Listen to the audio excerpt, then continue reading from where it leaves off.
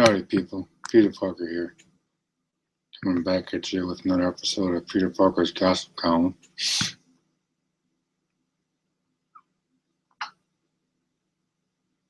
We got a couple of topics for you guys tonight.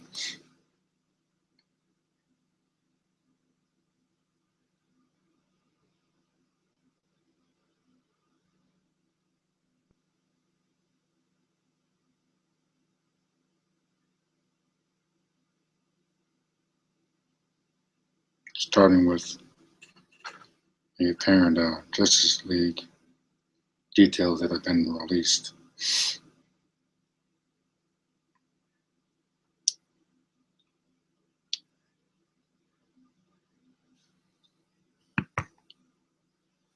And basically it goes down like this. Batman, despite being a straight up murderer in Batman vs. Superman, he's going to be recruiting metahumans in Justice League. A, without Superman, and B, because we have to ignore everything that came before in Batman and Superman. When he was murdering people, he stabs one guy in the chest with a knife. He grabs a crate with the Batmobile and rams it into a truck full of people. There's an explosion with the Batwing. I don't know how many people died in that film, but it's ridiculous. And then they're gonna roll over and say, "Oh, we're gonna change the tone for the next movie," even though we made a beloved character of billions of people around the world a psychopathic murderer, cold-blooded killer. And this guy's gonna be recruiting metahumans? Are you kidding me? When I heard that, I'm like, this is a joke. Because this movie's gonna suck. I hate to say it, but Justice League is going to be terrible. I mean, you can't possibly have one director make all these movies and expect them to be good. It's not only a whole bunch of crap on his shoulders, but it's going to ruin their whole universe because, aside from Suicide Squad and Wonder Woman, you got to space it out, people. You got to have different people with different visions for these films. Otherwise, they're all going to be the same. I hate to be the one to compare it to Marvel. Look what Marvel's doing. They have different directors for every single film. With the exception of the Iron Man films, Jon Favreau directed 2 of the 3 Iron Man films, and then went off to be a producer or whatever on the rest of the films. I mean, you didn't have Joss Whedon do 3 Avengers movies. He did 2. I mean, 1 of 2 was good. Age of Ultron was terrible. But still, you see my point? He didn't direct all of the movies. Otherwise, you're going to wear the guy out. He's one person. You just can't do that stuff, man. You can't do it and expect it to be good. I don't get it. This movie's going to be terrible. I mean, I've been saying this about Dawn of Justice from day one, that they're rushing it. You can't put the Dark Knight Returns version of Batman on screen with Superman and then have him be a team player or something. The guy almost killed him with the kryptonite spear. Spoilers. He almost killed him with the kryptonite spear, and you're going to have this guy recruit people for a team? It should have been the Trinity recruiting metahumans for the Justice League to assemble. And Big Dash to be Darkseid, not Steppenwolf or whatever. What the hell is that? Darkseid should be the villain. I mean, how else are they going to bring Superman back?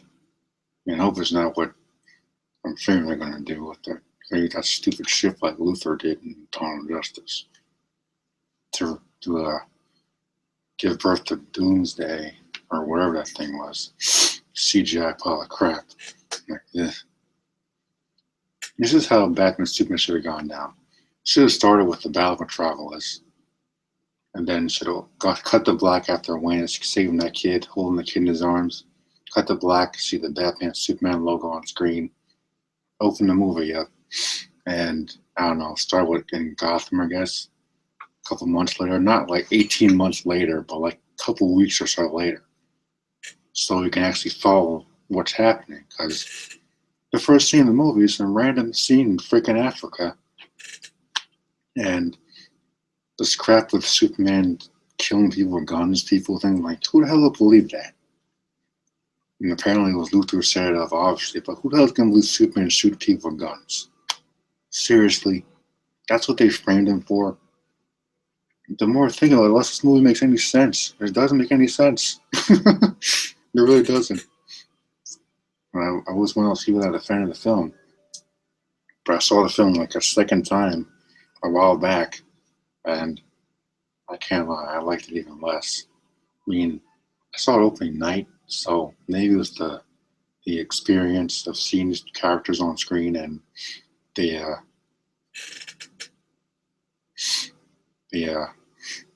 the excitement of all these people around me also enjoying the film. Maybe that's what it was. Maybe I was in denial the whole time. Who knows?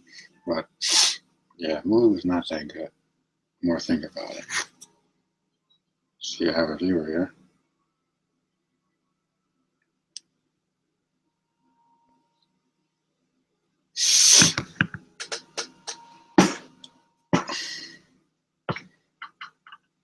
Plain and simple, JL is going to be pretty bad. Hate to be the bearer of bad news, but that's kind of obvious. Like, think about it. They threw Wonder Woman, who we barely knew anything about, threw random cameos of Aquaman, the Cyborg guy, and the Flash. And they know what they were seeing in the final battle, by the way. They could have at least had the Flash show up, tell them to fight Doomsday, or whatever that thing was. Seriously. Seriously. They go, they don't want to be found, please. What are they? Trolls or something? No, I know at least the Flash could have shown up. Something. He was in that weird freaking dream in the middle of the movie, so he can show up to fight Doomsday. There's really no excuse. Wonder Woman could come out of nowhere. If Wonder Woman could come out of nowhere and save Batman from being fried to a crisp, I think the Flash can show up too, if they really want to shut the Justice League this early in their universe. Incredibly rushed. It's their own fault too, for being stupid.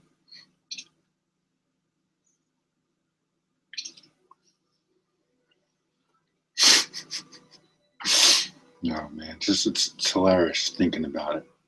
Not only did they screw up Batman and Superman, they ruined Superman himself by killing him off before we can actually have a character arc. Because you sure they didn't have one in this movie. We had Man of Steel, good movie by the way. This kid's learning how to use his powers. You see his growth as a kid and all that. And then you get to this movie and it's like, he does almost nothing in the whole film. He's basically a friggin' plot point.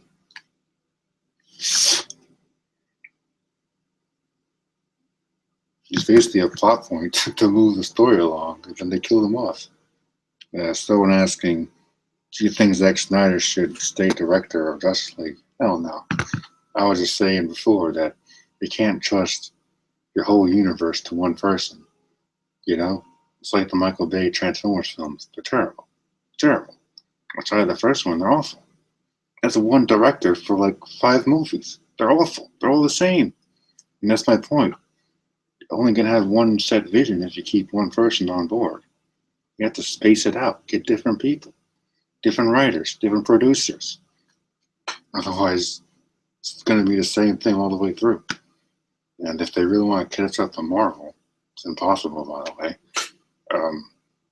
get a different director. It's that simple. It shouldn't be that hard. There's tons of directors in Hollywood, male and female. Doesn't really matter. Just get someone else, not Zack Snyder. I would say Ben Affleck, but I don't know about that. I'm not sure if I can trust him with that kind of stuff. The guy's kind of a nut, but you know.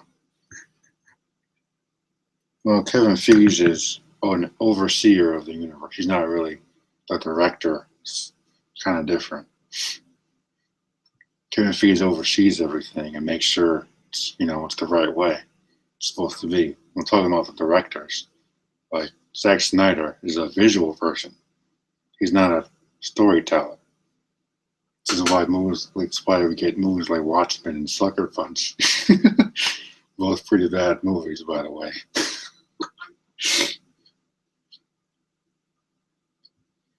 It was like it's not going to work.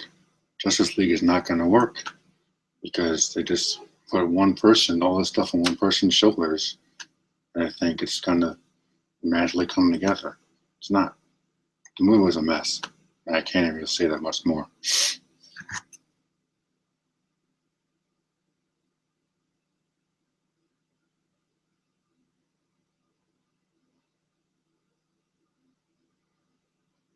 Does he get any DC characters out of Batman? I don't know. Maybe I don't know.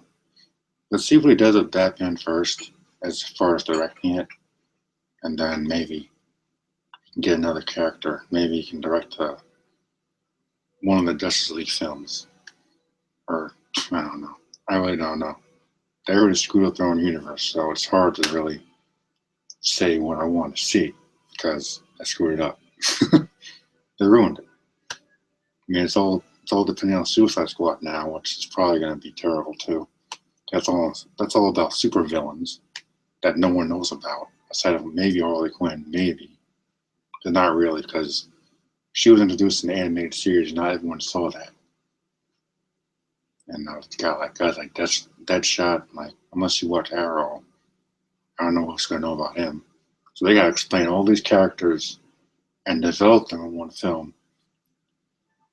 while having Batman come back for a quick cameo scene. Apparently, they might show a flashback to Robin dying, maybe, but still, it's not going to save their universe.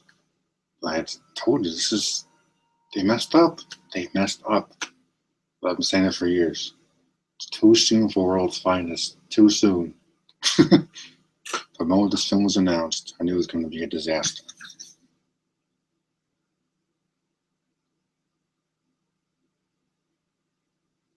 Yeah, I think of Nightwing.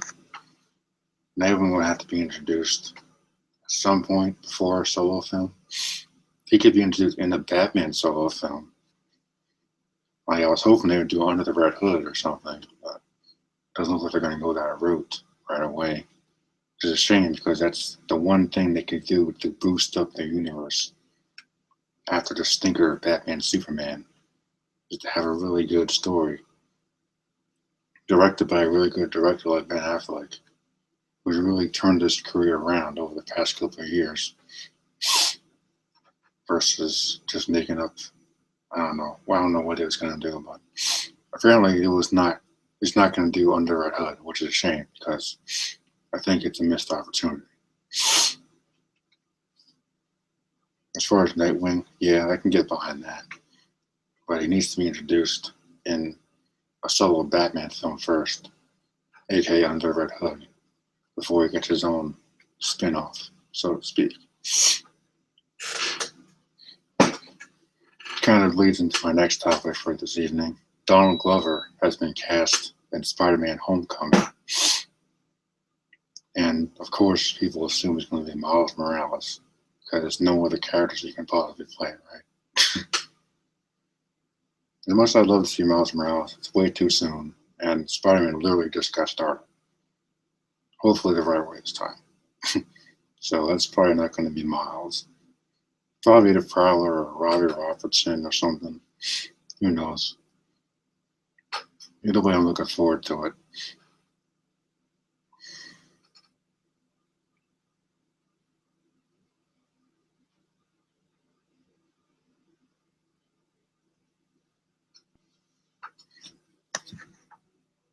Yeah, he could direct a Nightwing film. Or do you mean like acting wise?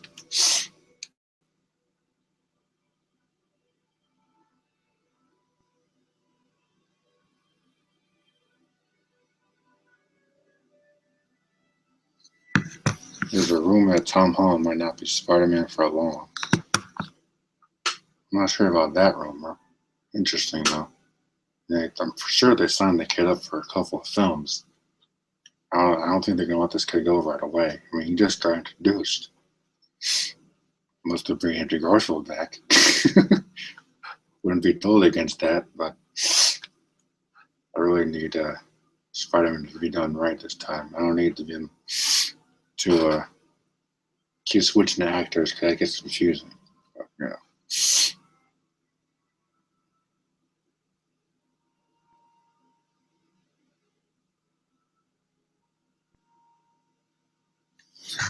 What other character can Ben Affleck direct outside of Batman? In the DC universe, not sure. Don't have that much to work with. Maybe you could do Green Lantern. Get a good Green Lantern movie going, because if they're gonna have Justice League, they need to have some powerful characters up in there on the team, because the team they got now is gonna be wrecked. I mean wrecked. Their Darkseid shows up in the film. Outside of Wonder Woman and maybe the Flash, Cyborg, what the hell is Cyborg gonna do against Darkseid? And what the hell is yeah, Wonder Woman, Batman, and Flash. What in the world are they going to do against Darkseid by himself? No Green Lantern, no Superman, because they killed them off. They dug themselves into a hole, and now they won't be able to get out unless they make some serious freaking changes.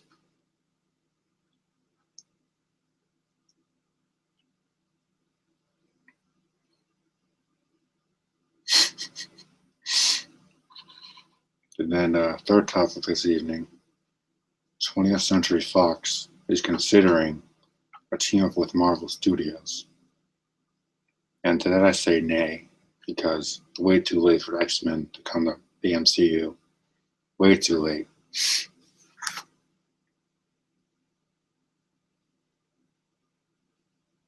Yeah, I was saying that, yeah, it could be Randy Robertson or one of those. Because he's way too old to be Miles. Miles is like in middle school or something.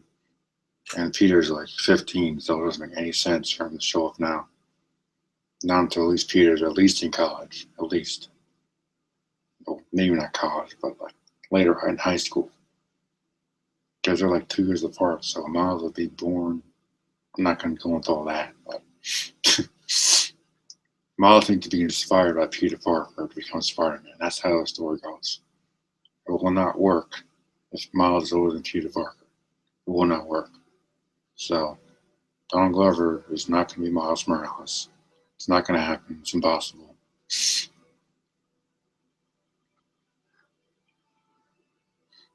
But yeah, as far as Fox teaming up with Marvel Studios, way too late.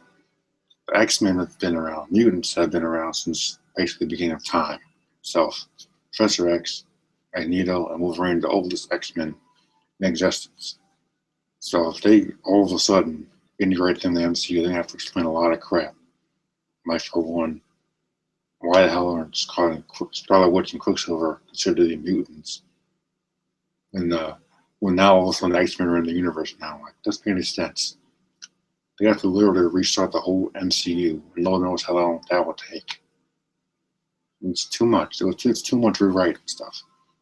They were able to get Spider-Man in the MCU because they had a script ready, because they're already working on Sony Marvel, meetings and stuff to get them into the MCU. But integrating the X-Men at this point, don't bother. Don't bother.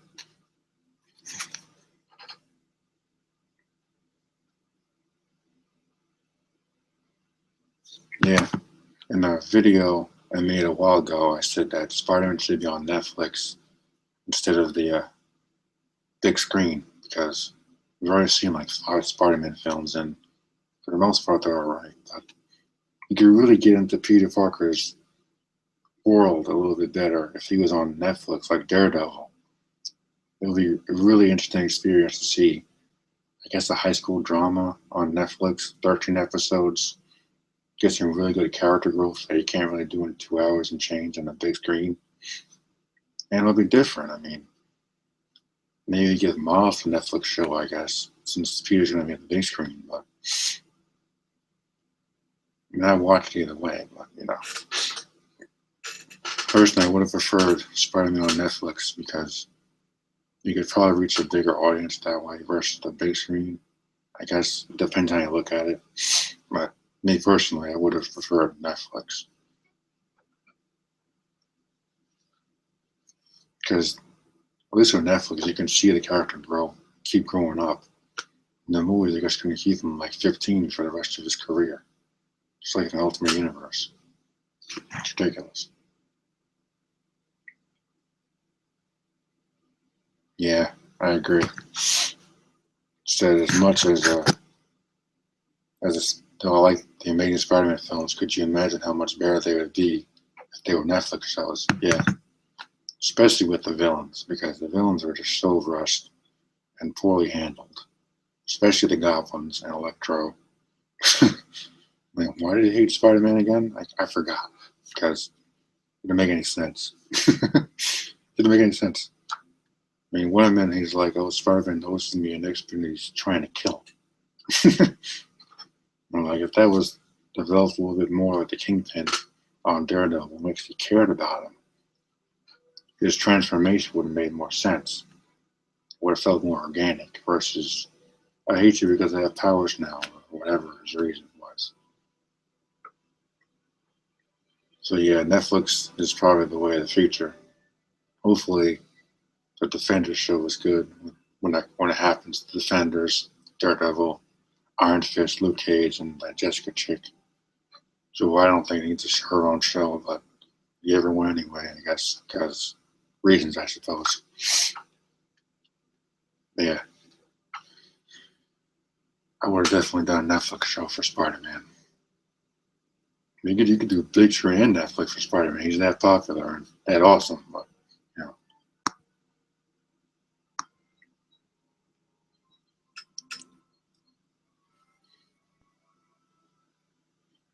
I think so anyway. But. So Darth Vader is returning in Star Wars Rogue One, Star Wars story.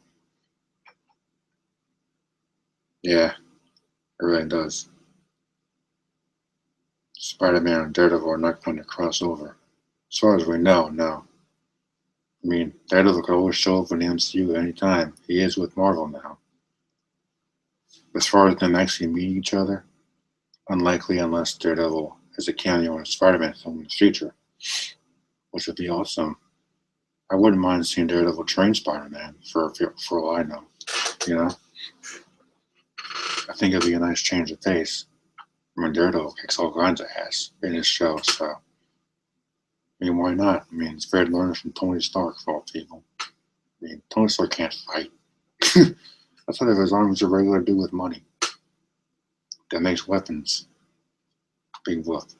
Can't throw a punch for his life.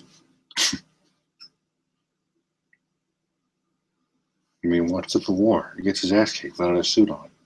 He gets his ass kicked by Winter Soldiers. He had like the extremist armor on him, whatever, on his hand, and then tried to fight Winter Soldier. Winter Soldier like tossed him around across the room or something. It's freaking hilarious. I'm like, wow. It's because this idiot blew up all his armors in Iron Man 3. Probably the worst Marvel film ever made. Blew them all up for a chick. You gotta be kidding me. The things people do for girls is ridiculous in movies sometimes. It's really ridiculous. Next topic of this evening, Darth Vader returns in Star Wars Rogue One. Personally, I think Disney's done a terrible job of advertising this film. Terrible job of advertising this movie. They really want people to get excited for this film. Don't say that Vader's going to be in the film in the magazine. Show that in the freaking trailer. Show it in the trailer. You know the way they showed Spider-Man in the last Civil War trailer, and then they showed a little ticket for the movie? Yeah, do that. It's the only way people are going to get interested in this film if you promote the actual character that you want people to know about. And just like episode 7, and now we're going back in time, 30 years earlier. You don't think people are going to get confused? It's like, wait, Darth Vader's coming back in Star Wars? No. This is 30 years before episode 7. It's totally not confusing, by the way.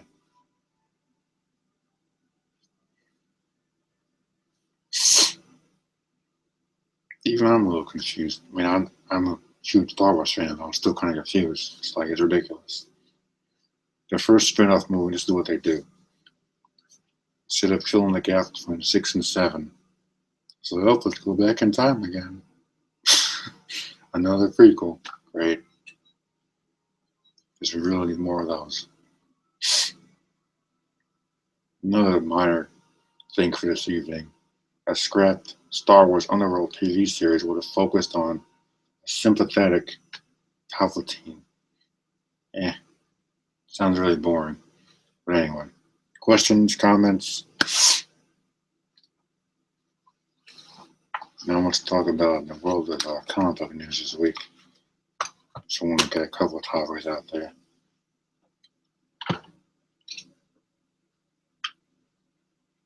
Playing Knights of the Old Republic. Trying to find these stupid Mandalorians. So we're going to destroy them.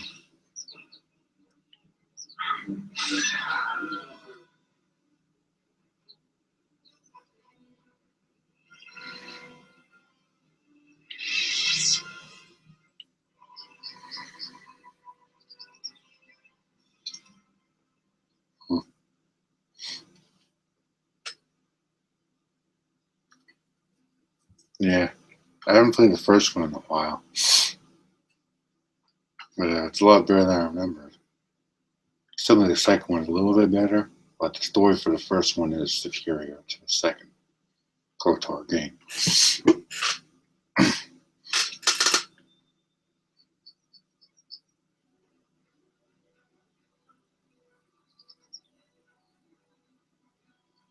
I got Bastila and Juhani with me at the moment. Until Bastila gets taken, I usually use her before she turns to the dark side and all that. I don't know how I'm supposed to get her back as a chick this time, but figure it out later. Trying to find these Mandalorians so I can destroy them.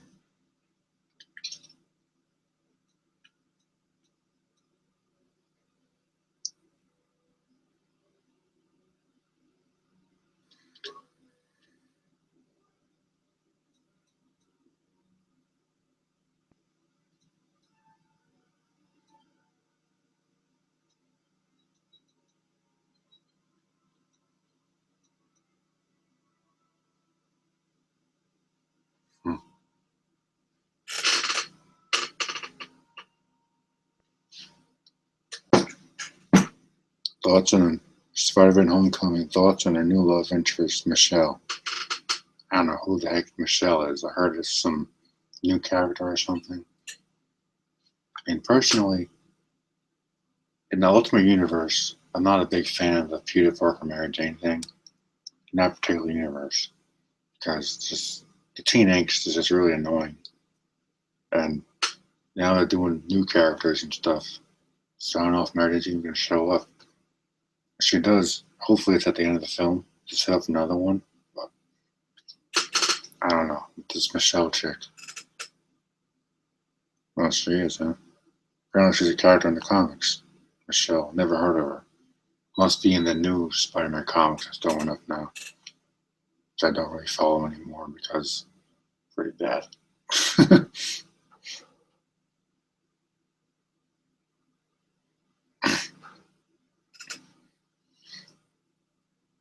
You know, like Liz Allen, Betty Brant, do something like that, you know?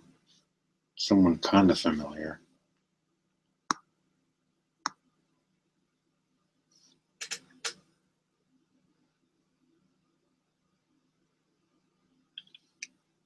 They kind of did.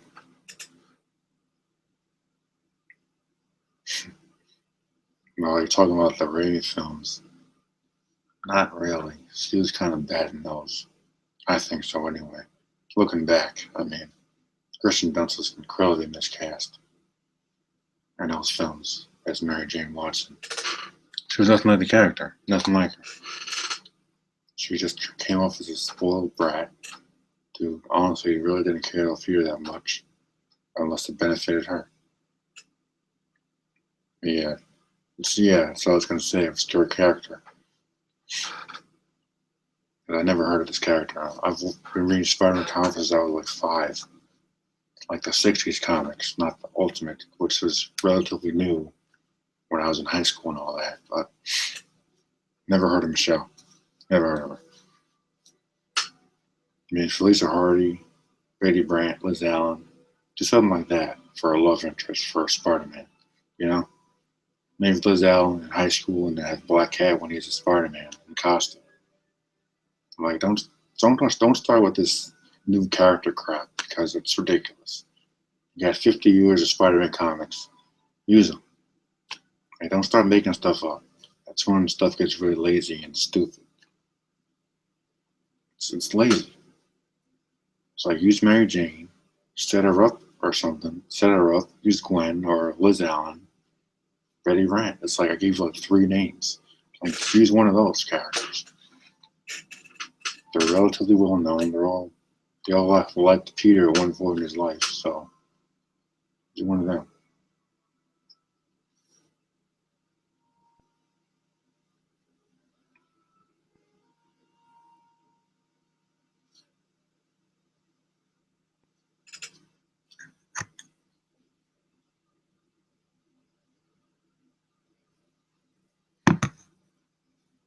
Yeah, she's okay, I guess. But the whole on and off thing with Peter and MJ is kind of repetitive.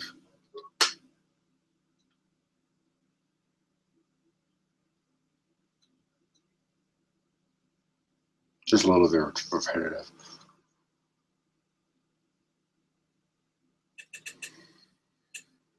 I mean, if they're together, then they're not together. If they're together, they're not together. It's like, come on, make up your mind. I know they're in high school, but seriously. If we can get a version of Mary Jane that's like the Ultimate version, but more like the 616, like the supermodel stuff, I think that would be kind of cool. Maybe they could set her up for a high school or college thing.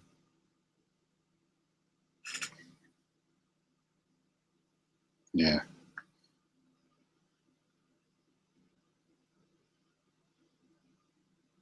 Yeah, we see it in the 616, but not as often as the Ultimate Universe. Ultimate Universe is like every other issue, they're broken up. He's with someone else for like a 1 issue, and then he gets back with her because she knows he's Spider-Man and blah, blah, blah. It's the same thing over and over again. For what? How long was that series? Like 20 comics or something? It was a while. But and they're still together in the Ultimate Universe. Even after he died and he came back. With no explanation, by the way, as to how he came back. Just he wakes up in a lab with really long hair or whatever, looks like a freaking girl. Comes back, gives Miles his blessing to be Spider-Man, then they ride off into the sunset. Him and Mary ride off into the sunset together. It's like, okay, so we're not going to explain how Peter Parker came back from the freaking dead? Are you serious? Alright then.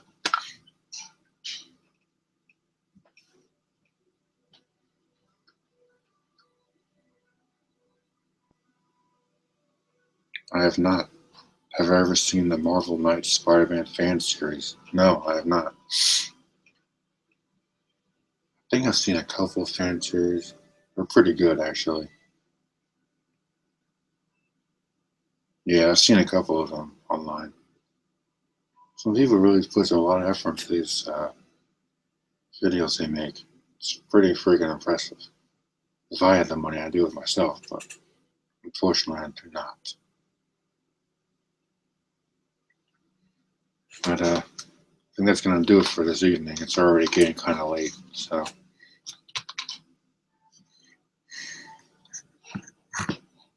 Thanks for watching.